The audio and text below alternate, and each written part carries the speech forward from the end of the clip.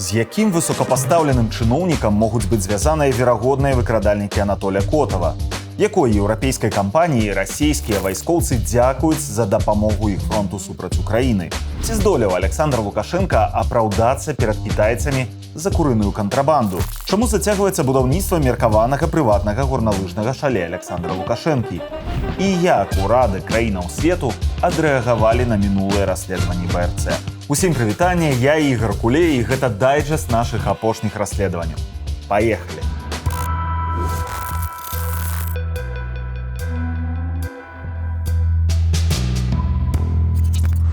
В каждом твоем интервью звучит история про Шеймана и Качанову. Шейман говорит, давайте рисовать 60%, Качанов говорит, только 80%.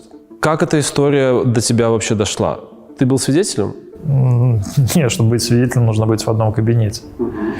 Так я разговариваю с людьми, которые эту историю услышали от непосредственных участников. Давай реконструируем.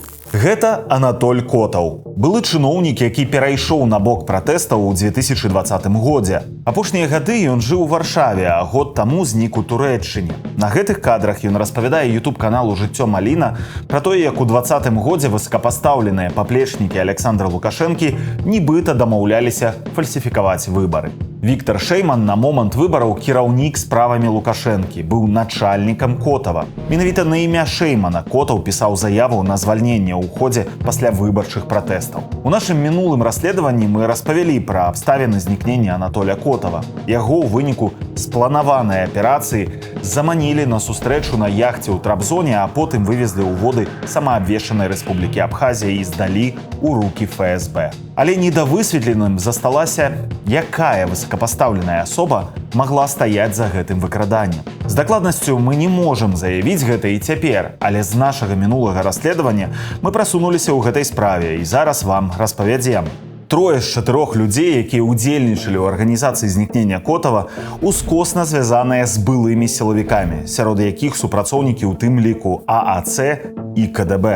Частка гэтых людзей займаецца гандлем зброяй. Мы не будзем пералічваць іх імёны зараз, каб не блытаць. Вось яны на экране. А падрабязней пра іх можаце паглядзець у нашым папярэднім расследаванні аб знікненні Анатоля Котава. Спасылка ў апісанні. Звернем увагу на кампанію БТС Global, дырэктар якой Юрый Серых. Але нас непакоіла наступная загадка.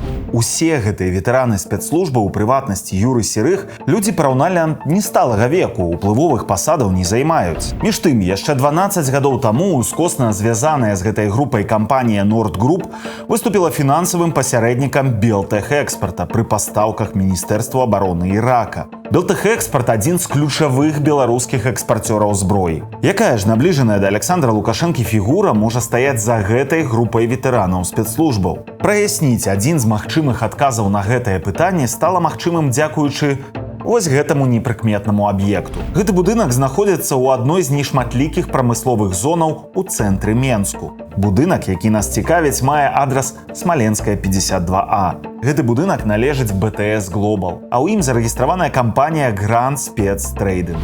А гэта ўжо назва добра вядомая ў СМІ. Сёлета указам Александра Лукашэнкі Grand Спецтрейдинг атрымаў статус спецэкспарцёра, што дае магчымасць гандляваць гэтак званымі спецыфічнымі таварамі, якія ўключаюць зброю. На той час у Беларусі было ўсяго 3 такія кампаніі. Grand Спецтрейдинг стаў 4-м. Прычым указ аб прысваенні такога статусу Александр Лукашенко надаў усяго праз 3 месяцы пасля рэгістрацыі кампаніі. Хто ж стаіць за гэтай VIP-структурай? БРЦ атрымаў доступ да звестак, з якіх вынікае, што ў працэс рэгістрацыі Grand Спецтрейдингу быў уцягнуты юрыст Александр Юрачкін. Пад выглядам патэнцыйнага кліента мы патэлефанавалі яму. Той згадаў імя Владзіміра Скулаўца. У сярэдзіне 2000-х журналісты называлі яго самай даверанай асобай Шеймана. Сувязь паміж імі прасочваецца на працягу 10годдзяў. Са студзеня 2020 года па лістапад 2022 Скулавец працаваў памочнікам кіраўніка справамі прэзідэнта. То бок, амаль 18 месяцаў быў правай рукой Шеймана. Афіцыйна на працу з дзяржслужбы ў ягоную бізнес-імперыю чыноўнік перайшоў у канцы 2022 года. Паводле звестак на снежань 25 25-го скулавец працаваў у Вектор Капітал Груп на пасадзе намесніка дырэктара. Вось што сказаў юрыст Юрачкін у тэлефоннай размове. Мне сказали, набрали меня, что обращаться нужно было к Виктору Владимировичу напрямую, к Шейману. Вот вам это кто сейчас сказал? Ну, коллега. Коллега. А вам еще не звонили, нет? Нет, еще нет. Вам еще не звонили. Скажите, а Скуловец Владимир Григорьевич, вам еще нужно говорить? Как еще раз? Скуловец Владимир Григорьевич. Нет. С ним лучше всего.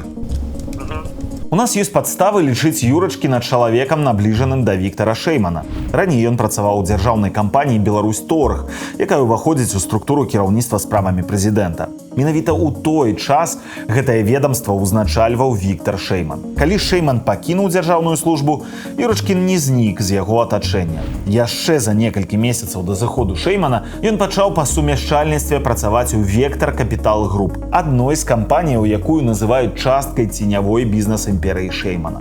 Таксама Юрачкін значыцца сярод супрацоўнікаў кампаніі «Комплекс Інвест». Менавіта яна фігуравала ў нашым расследаванні пра меркаванае прыватнае шале Александра Лукашенка ў Сочы. Гэтае шале адно з самых дарагіх у свеце, калі ўлічваць кошт зямлі, запісанае на прыватную фірму, якая належыць да меркаванай ценявой бізнес-імперыі Віктара Шеймана.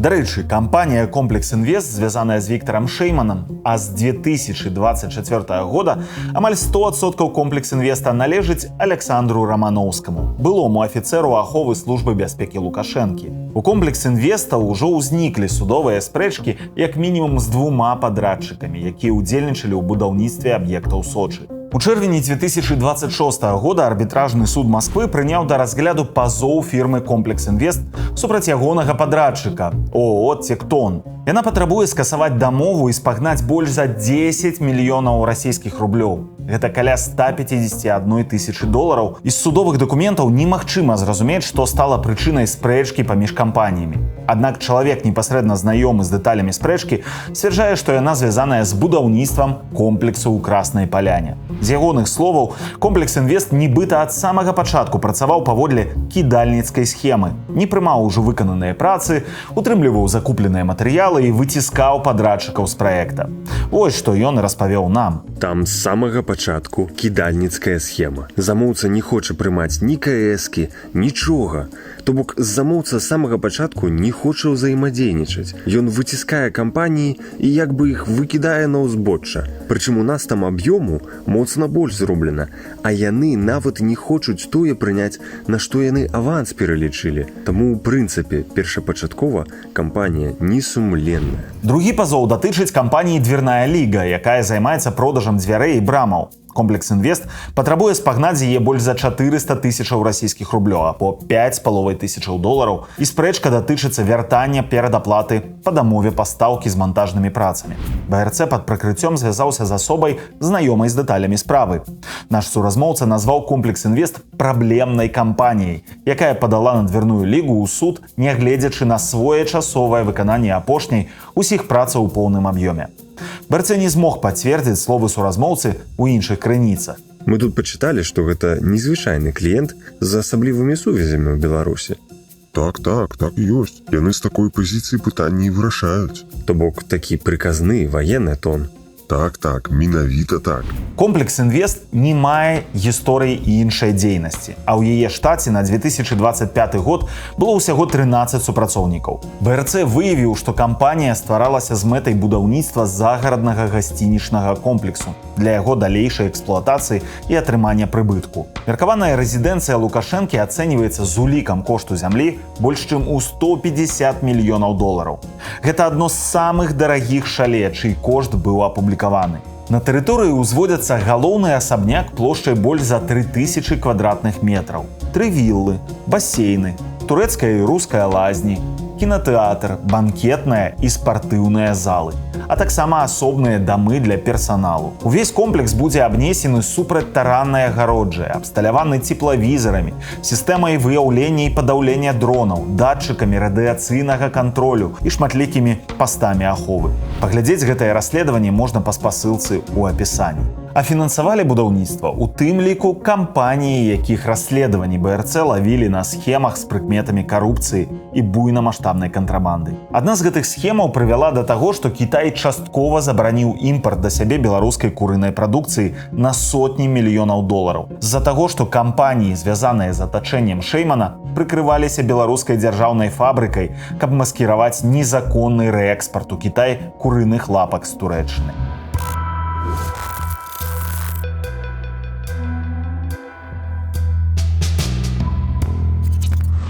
На пачатку 2026 года СМІ паведамілі, што Беларусь па выніках 2025 ўвайшла ў 5 найбуйнейшых пастаўнікоў курыных лапак у Кітай. На кітайскі рынак паставілі прадукцыі на 33 мільёны долараў.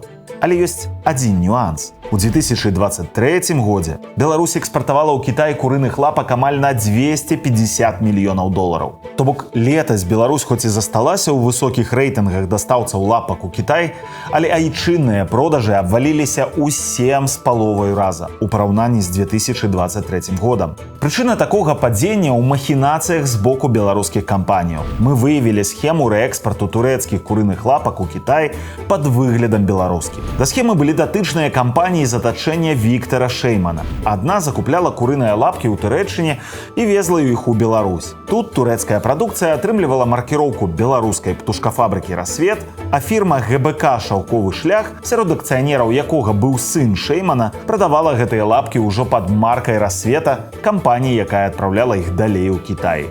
У 2024 годзе кітайскія ўлады выкрылі гэтую схему і амаль цалкам спынілі імпарт прадукцыі беларускай птушкагадоўлі. Забарона закранула 11 з 13 птушкафабрык. Паводле падлікаў БРЦ, толькі за першы год Беларусь магла страціць каля 140 мільёнаў долараў прыбытку. Цяпер пастаўкі сапраўды аднавіліся, але іх аб'ём па-ранейшаму далёкі ад таго, што быў да кітайскай забароны. Паглядзець нашае расследаванне пра рээкспарт турэцкіх курыных лапак можна па спасылцы ў апісанні.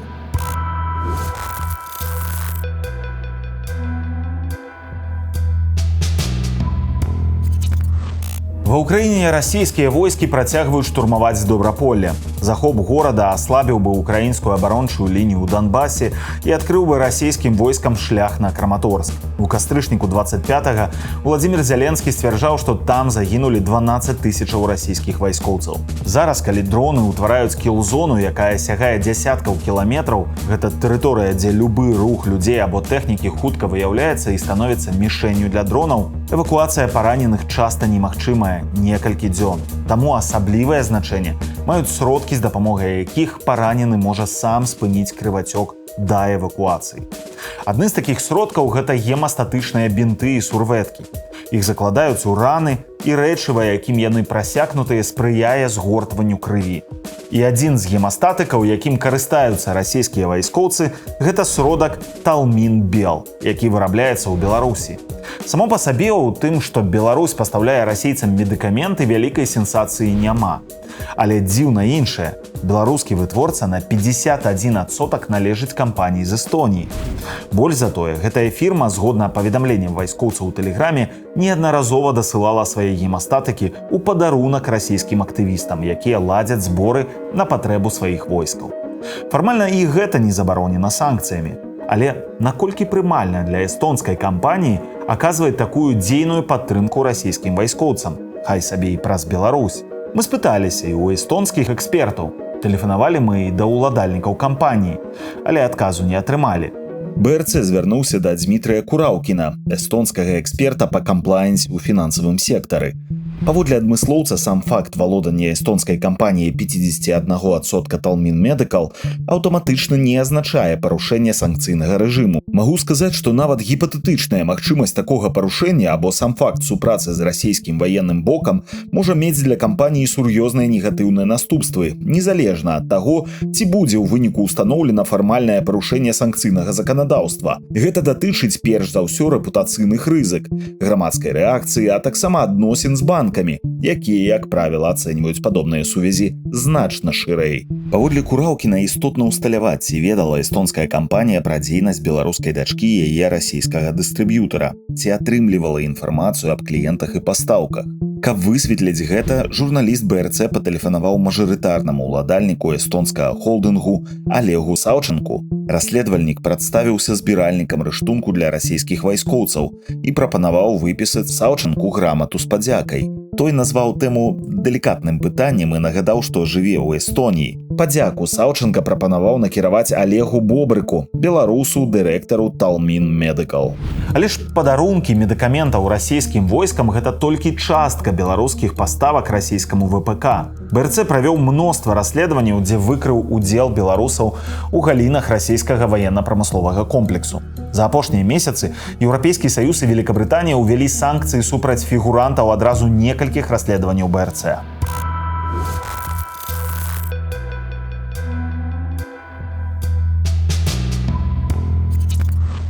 Апошнія месяцы пасля нападу украінскіх дронаў на расійскія нафтаперапрацоўчыя заводы і склады Wildberries Расія ўзмацніла бамбардаванне цывільнай інфраструктуры. Украіне ўсё цяжэй адбіваць балістычныя ракеты праз дэфіцыт ці недахоп сістэмаў Пэтріот ды іншага антыракетнага СПА.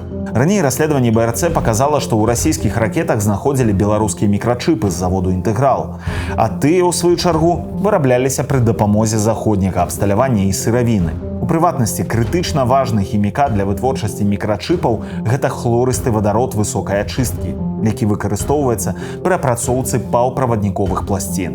Уласнай вытворчасці такога рэчыва ў Беларусі мы не выявілі. Завод закупляў яго за мяжой. І ў дакументах па пастаўках, якія вывучыў БРЦ, краінай вытворчасці пазначалася Германія. Яе пастаўлялі ў Беларусь пры дапамозе складанай схемай па абыходзе санкцыяў праз Польшчу, Турэччыну ды Казахстан.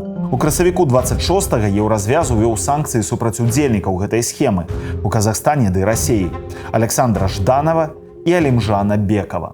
Жданаў быў партнёрам нямецкай кампаніі, якая пастаўляла хлорысты вадарод высокай ачысткі, а Бекаў кіраваў казахстанскай кампаніяй пасярэднікам. Нямецкая кампанія адразу пасля нашага расследавання спыніла супрацу з удзельнікамі дадзенай схемы. У лютым 2025 года, у наступным месяцы пасля нашага расследавання, кошт паставак мікрасхем інтэграла ў Расію знізіўся. Падзенне стала найбольшым месячным скарачэннем у доларавым выражэнні ў нашым масіве дадзеных з сакавіка 2022 года. Аднак ужо праз месяц кошт паставак істотна вырас да рэкордных 20,7 мільёнаў, вышэй, чым у любы папярэдні месяц у нашых дадзеных. Пры гэтым у адказе на запыт БРЦ адна расійская кампанія сцвярджала, што сама вырабляе хлорысты вадарод высокай ачысткі. Звязаць з гэтым наступны рост паставак мікрасхемаў інтэграла наяўныя дадзеныя не дазваляюць. Але і беларускія і расійскія прадпрыемствы ВПК працягваюць выкарыстоўваць імпартныя, у тым ліку заходнія станкі абсталявання для вытворчасці мікраэлектронікі і іншых кампанентаў узбраенняў, якія Расія выкарыстоўвае супраць Украіны. Раней БРЦ выявіў, што пастаўкі амерыканскіх індустрыяльных машынаў у Расію ў абыход санкцыяў адбываліся праз беларускую кампанію «Ізатэк-М», якая ўваходзіць у групу «Ізавак». БРЦ таксама выявіў яе сувязі з кампаніямі ў Еўразвязе. Калісьці на яе абсталяванні выраблялі каля паловы сэнсарных экранаў для iPhone і iPad, а сярод сваіх кліентаў кампанія называла Apple, Tesla, Samsung і LG. Але, як выявіў БРЦ, з пачаткам вайны кампанія пачала займацца абсталяваннем заводаў расійскага ВПК у абыход заходніх санкцыяў. У чэрвені 26-га Еўразвяз увёў санкцыі супраць кампаніі «Ізавак» і яе расійскага партнёра «Інжыніринг-груп», якая выступала пасярэднікам у пастаўках расійскаму ВПК.